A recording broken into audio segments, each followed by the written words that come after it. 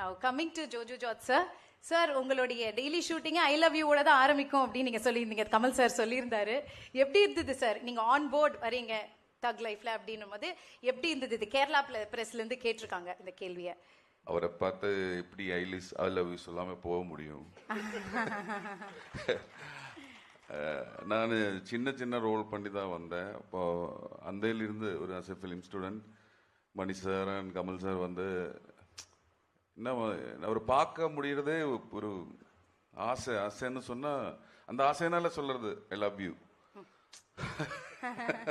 அப்புறம் இந்த மணி சார் கூட ஒர்க் பண்ணும்போது சார் மாதிரி ஒரு லெஜெண்டை சாட்டிஸ்ஃபை பண்ணுறது, சாரோட ஃபிலிம் திங்கிங் வந்து வேற லெவலு.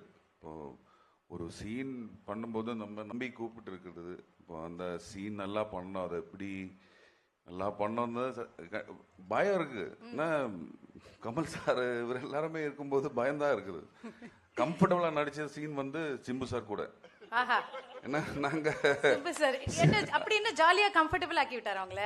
இல்ல சாரும் டென்ஷன்ல இருக்கிறார்ல, எல்லாம் டென்ஷன், கும்பலா டென்ஷனா இருப்போம். எல்லாருமே டென்ஷன்ல இருக்கு. அப்போ வந்து ஓ சேம் பார்ட்டிஸ், அப்போ அது கம்ஃபர்டபுளா இருந்துச்சு.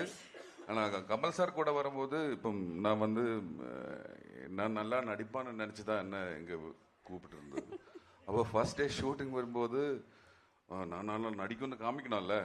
அப்போ நான் அந்த சீன் ஃபர்ஸ்ட் டே ஷூட்டிங் வரும்போது ரிஹர்சல் போட்டுச்சு. அப்போ தனாதான் கமல் சார் பொசிஷனில் இருந்தார். ஒவ்வொரு டேக் வரும்போது நான் எனக்கு முடியும்னு சொல்லிட்டு டேக் ரிஹர்சல் பண்ணிட்டேன். அப்புறம் ஃபைனல்னு சொல்லும்போது நான் இங்கே திரும்பி இருந்துச்சு. ஆனால் அவர் குரலுக்கு ஒரு ஏன்னா அப்புறம் பேக்ல இருந்து கமல் சார் வாய்ஸ் வந்துச்சு. ஐயோ நெக்ஸ்ட் டேக் எல்லாமே ரீடேக். அது என்ன சொல்றது, அது ஒரு நான் ஒரு ஸ்டூடெண்ட், எனக்கு வந்து நான் கற்றுக்கிட்டு இருக்குது. கமல் சார் சொன்ன மாதிரி என்னோட லைஃப்ல வந்து அவர் வந்து அவர் பண்ணுற விஷயங்கள் எல்லாமே வந்து வாட்ச் பண்ணி அது கற்றுக்கணும். இல்லை அந்த நான் வந்து சின்ன சின்ன ரோல் பண்ணிட்டு இருக்கும்போது நிறைய ரிஜெக்ஷன் கிடைச்சிருக்கு எனக்கு. அப்போ கற்றுக்கிட்டு வந்த ஆள் தான் நான். 30 years ஆச்சு. இப்போ கொஞ்ச நாளில் இருந்து தான் நான் வந்து ஆப்பர்ச்சுனிட்டிஸ் எல்லாமே கிடைக்கிது. அப்போ அவர் பண்ணுறது, அவரை பார்த்து அவர் பண்ணுற விஷயங்கள் எப்படி போயிட்டு இருக்குது. சாரோட ஐபேடில் ஒரு 400 ஸ்கிரிப்ட்ஸ் இருக்கு. ஒவ்வொரு டெவலும் ஒவ்வொரு ஸ்கிரிப்ட்ஸ் பண்ணிட்டு இருக்குது கமல் சார். அப்புறம் நான் சின்ன கேப் கிடைக்கும் போது மணி சார்கிட்ட எனக்கு தெரிய வேண்டிய விஷயங்கள் எல்லாமே கேட்டுருப்பான். சிம்பிள் வேர்டில் எப்படி சொல்ல முடியும்னு தெரியாது. அது அந்த மாதிரி எனக்கு கிடைச்சிருக்கு. இது எனக்கு கிடைச்ச என்னோட லைஃப்பில் கிடைச்ச என்னோட இந்த சினிமா, ஐ லவ் சினிமா, எனக்கு அது மட்டும்தான் தெரியும். அதுக்கு எனக்கு கிடைச்ச ஒரு அக்செப்டன்ஸ் தான்.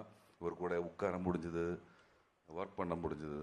நான் பண்ணது எப்படின்னு எனக்கு தெரியல, ஆனாலும் very very happy. Thank you so much sir, thank you so much. எல்லாருமே ஃபேன்ஸ் தான். அப்புறம் இந்த படத்துக்கு எனக்கு ரஹ்மான் சார், என்னால் எனக்கு சீன் இருக்கு, கண்டிப்பாக வாசிக்கணும் ரஹ்மான் சார். அந்த ஒரு ஆப்பர்ச்சுனிட்டி கூட கிடைச்சிருக்கு. அப்புறம் ரவி சார் மலையாளத்தில் நிறைய படங்கள் பண்ணிருக்கு, பிக் ஃபேன் ஆஃப் ஹிம். இந்த ஒர்க் வந்து பெரிய ஒர்க் ஆகிடும்னா நான் வந்து ஒவ்வொரு வீக்லுமே எனக்கு கான்டாக்ட் அசிஸ்டன்ட் டைரக்டர்ஸ் அவரை கூப்பிட்டு நான் கேட்பேன் எப்படி இருக்கு, என் கேரக்டர் எப்படி இருக்கு, படம் எப்படி வந்திருக்கு. இப்போ அந்த assistant directors and old crew எல்லாருமே சொல்றாரு வேற லெவல், அந்த மாதிரி சொல்லிட்டு இருக்குது. அப்போ அவ்வளோ excitement and big thanks to this opportunity. Thank you. Thank you sir. பயங்கர எக்ஸைட்டடா இருக்காருன்னு தெரியுது. ஆனா கமல் சார் எல்லாரும் சொல்ற ஒரே விஷயம் இதுதான் சார், உங்களை பார்த்தா நடுங்குது, பயப்படுறோம் அப்படின்னு.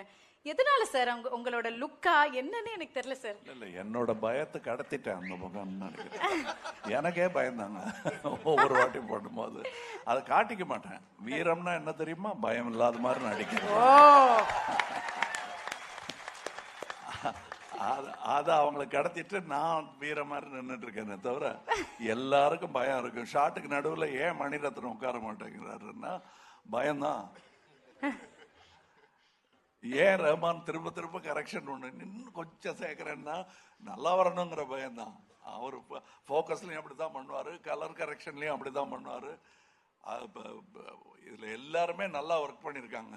இது ஏதோ என்னை பத்தி நல்லா சொன்னதுக்கா அவங்கள பத்தி நான் நல்லா சொல்றது அது மாதிரி நடக்கிற மாதிரி இப்ப இருக்கிறவங்களுக்கு தோணும். படம் பாருங்க, நாங்க பேசுனதுல எவ்வளவு நிஜம் இருக்குன்னு உங்களுக்கு தெரியும். அது ஜூன் 5th. இதை தவிர பாக்கி எல்லாம் பேசிட்டீங்கன்னு எனக்கு ஒரு நோட் வந்தது. Yes sir. இதை தவிர பாக்கி எல்லாம் பேசிட்டீங்க அப்படின்னாங்க. ஜூன் 5th ரிலீஸ் படம் எஸ் இல்லைங்களா? Yes sir. ஆமா.